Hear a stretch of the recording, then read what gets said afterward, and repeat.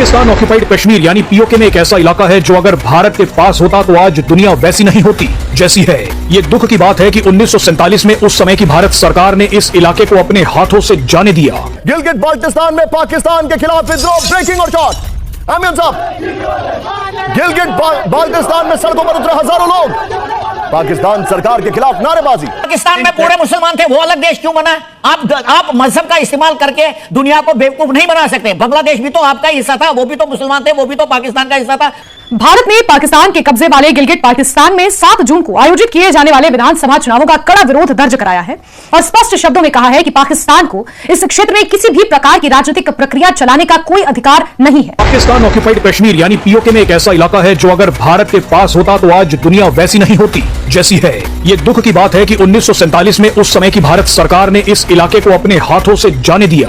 PoK में आने वाले इस जादुई इलाके के बारे में जब हम आपको बताएंगे तो ये सोचकर आपका दिल बैठ जाएगा कि हमने कितना बड़ा हीरा खो दिया है। जिस इलाके की हम बात कर रहे हैं वो गिलगिट बाल्टिस्तान और उससे लगने वाला वखान कॉरिडोर है। गिलगिट बाल्टिस्तान पीओके में पड़ता है और गिलगिट बाल्टिस्तान जिस वखान कॉरिडोर से टच होता है वो भारत के लिए बेशकीमती है। ये इलाका लद्दाख से सिर्फ 200 किलोमीटर दूर है, लेकिन भारत की गलती की वजह से पाकिस्तान के कब्जे में है।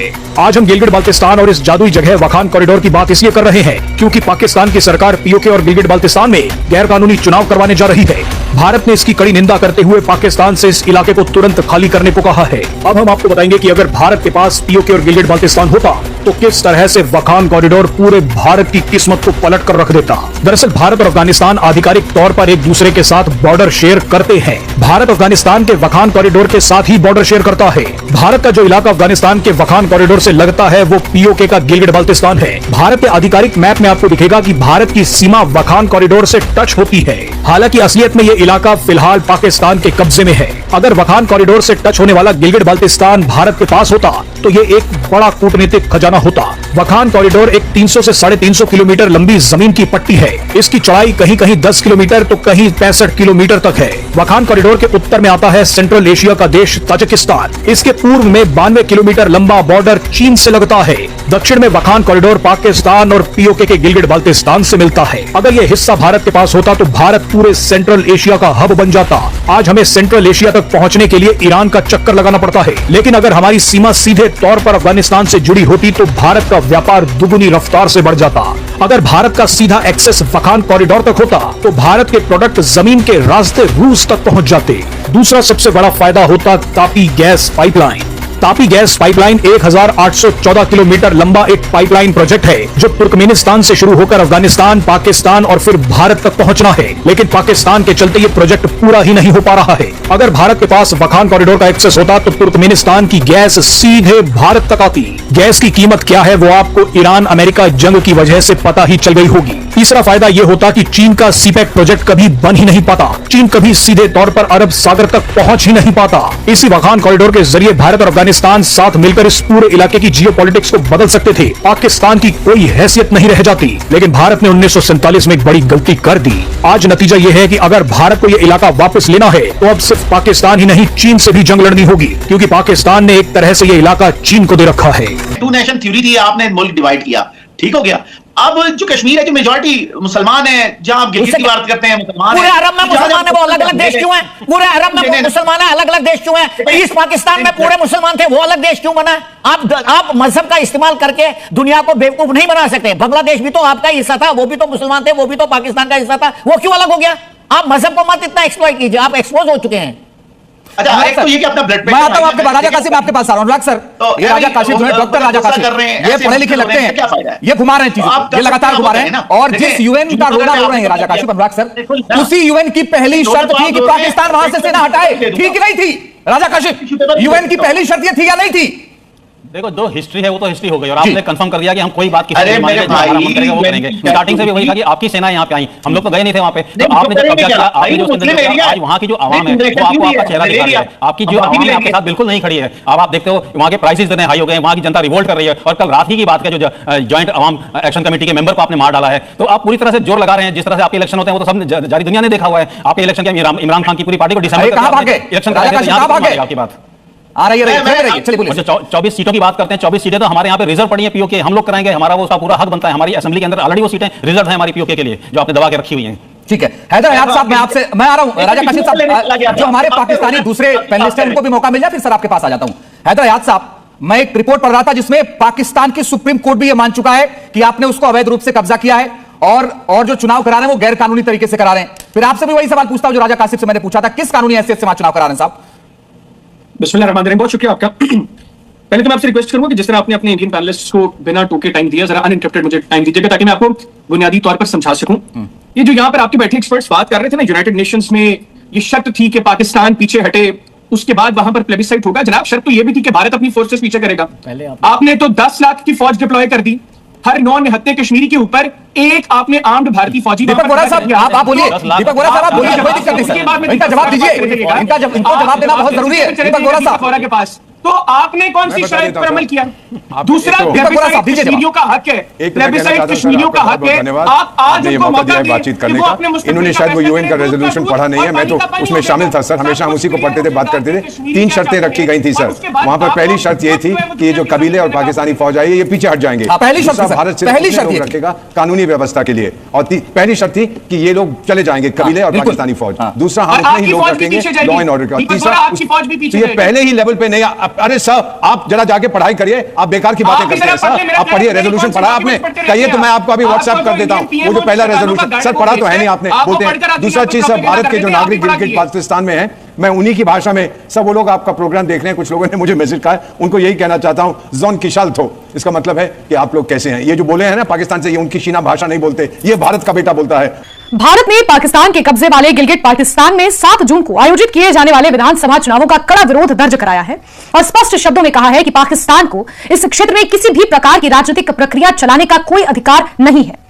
विदेश मंत्रालय ने जारी अपने आधिकारिक बयान में कहा कि गिलगिट बाल्टिस्तान भारत के केंद्र शासित प्रदेश लद्दाख का अभिन्न हिस्सा है और पूरा जम्मू कश्मीर और लद्दाख भारत का अविभाज्य अंग है। मंत्रालय ने यह दोहराया कि पाकिस्तान इस क्षेत्र पर अवैध और जबरन कब्जा किए हुए है, इसलिए वहां चुनाव आयोजित कराना या किसी भी प्रकार की प्रशासनिक और राजनीतिक गतिविधि चलाना पूरी तरह अस्वीकार्य है। भारत का कहना है कि पाकिस्तान चाहे जितने चुनाव कराए या प्रशासनिक बदलाव करे, इससे जमीनी सच्चाई नहीं बदलेगी और ना ही उसके अवैध कब्जे को किसी प्रकार की वैधता मिलेगी। गिलगिट बाल्टिस्तान 7 जून को विधानसभा चुनाव यहां पर कराए जा रहे हैं, जिनमें 10 जिलों की 24 सीटों पर मतदान होना है। ये चुनाव इसलिए महत्वपूर्ण माने जा रहे हैं क्योंकि यहां पिछले चुनाव के लगभग 5.5 साल बाद मतदान कराया जा रहा है। इससे पहले नवंबर 2020 में चुनाव हुए थे, जिसमें पाकिस्तान तहरीक इंसाफ यानी कि पीटीआई ने उल्लेखनीय जीत हासिल की थी और स्थानीय सरकार का गठन किया गया था। पीटीआई वही है इमरान खान की पार्टी। गिलगिट बाल्टिस्तान विधानसभा का कार्यकाल 5 वर्ष का होता है और 2020 में चुनी गई विधानसभा ने नवंबर 2025 में अपना कार्यकाल पूरा कर लिया था। नियमों के मुताबिक इसके तुरंत बाद नए चुनाव होने चाहिए थे, लेकिन क्षेत्र में प्रतिकूल मौसम और प्रशासनिक कारणों की वजह से चुनाव समय पर नहीं हो सके। अब गिलगिट बाल्टिस्तान का भौगोलिक क्षेत्र बेहद दुर्गम माना जाता है। सर्दियों के दौरान यहां भारी बर्फबारी होती है, जिससे सड़क संपर्क और सामान्य जनजीवन प्रभावित हो जाता है। कई इलाकों का संपर्क मुख्य क्षेत्रों से कट जाता है और चुनाव जैसे बड़े आयोजन कराना यहां बहुत मुश्किल हो जाता है। यही कारण रहा कि निर्धारित समय पर चुनाव नहीं कराए जा सके और बाद में 7 जून 2026 की तारीख तय की गई। पाकिस्तान प्रशासन का कहना है कि मौसम सामान्य होने और प्रशासनिक तैयारियां पूरी होने के बाद चुनाव कराए जा रहे हैं, लेकिन भारत का मानना है कि यह पूरा चुनावी अभ्यास एक अवैध प्रक्रिया है क्योंकि यह क्षेत्र मूल रूप से भारत का हिस्सा है।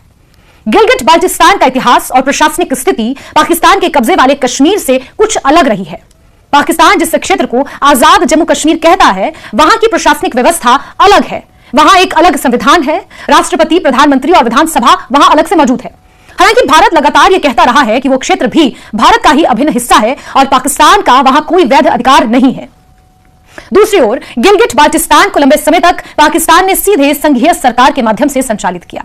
कई दशकों तक इस क्षेत्र को ना तो पाकिस्तान के किसी प्रांत का दर्जा दिया गया और ना ही वहां के लोगों को पाकिस्तान की संसद में पूर्ण प्रतिनिधित्व मिला। गिलगिट बाल्टिस्तान में पाकिस्तान के खिलाफ विद्रोह, ब्रेकिंग और शॉट।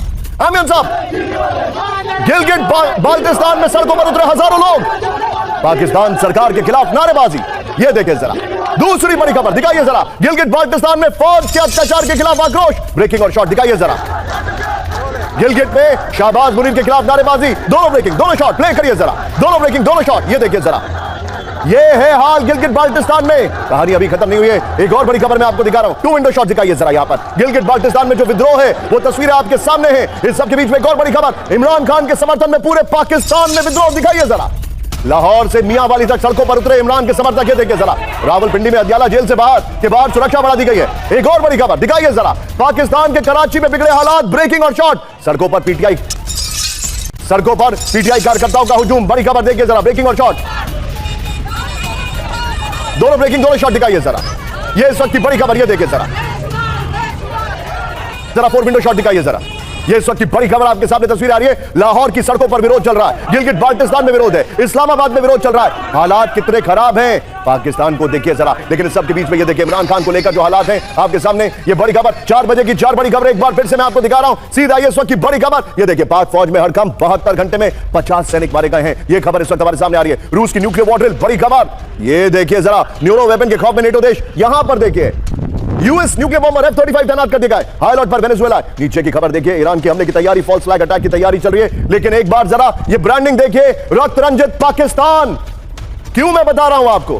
क्योंकि आज की सबसे बड़ी खबर, तीनों खबरें दिखाइए। पाकिस्तान का एक कर्टन रेजर आपको दिखा रहा हूं। ये देखिए पहली बड़ी खबर पाकिस्तान की, तालिबान और बलोच लड़ाकों के हमलों से दहला।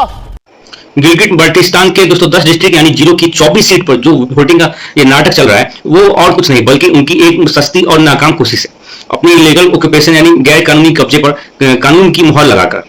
लेकिन उन्हें समझ जाना चाहिए कि चोरी की जमीन पर चाहे जितने भी इलेक्शन कर दो, चोरी हमेशा चोरी ही रहेगी और वही कभी उस जमीन के मालिक कभी नहीं बन सकते।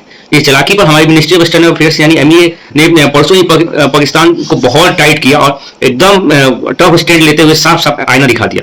इंडिया ने बिल्कुल क्लियर कर दिया कि 1947 में जो जम्मू कश्मीर का एक्सेशन यानी विलय भारत के साथ हुआ था वो पूरी तरह कंप्लीट लीगल और इनकन्वीनियंस था, यानी उसे किसी भी हाल में बदला नहीं जा सकता।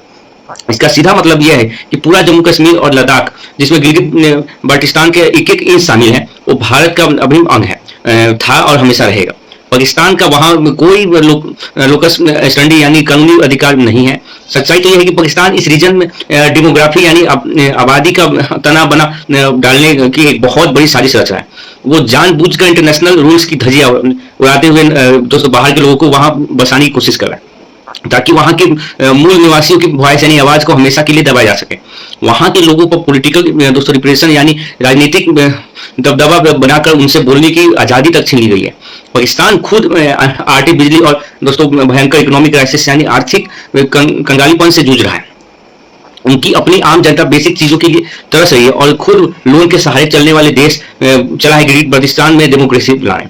भारत ने साफ कह दिया है कि पाकिस्तान के ये कॉस्मेटिक एक्सरसाइज यानी ऊपरी दिखावा उनके ग्रेव ह्यूमन राइट्स वायलेशन का दोस्तों उल्लंघन है। इकोनॉमिक एक्सप्लोइटेशन यानी आर्थिक शोषण और गैर कानूनी कब्जे को कभी छिपा नहीं सकता। ये दिखाता है कि वोटिंग ड्रामा करके पाकिस्तान दुनिया को बेवकूफ नहीं बना सकता क्योंकि पूरी दुनिया अब उनकी सच्चाई जान चुकी है। MEA ने साफ शब्दों वार्निंग दी है कि पाकिस्तान को हमारी जमीन पर जल्द से जल्द वैकेट करना होगा यानी खाली करना होगा। भाई पाकिस्तान का ये सस्ता ड्रामा इस बार तो बिल्कुल अभी फ्लॉप हो गया है और उनकी इस बेइज्जती का जवाब हर एक इंडियन उन्हें उनकी ही भाषा में दे रहा है। दोस्तों वीडियो से लाइक कर लिए, धन्यवाद। जय हिंद, जय भारत।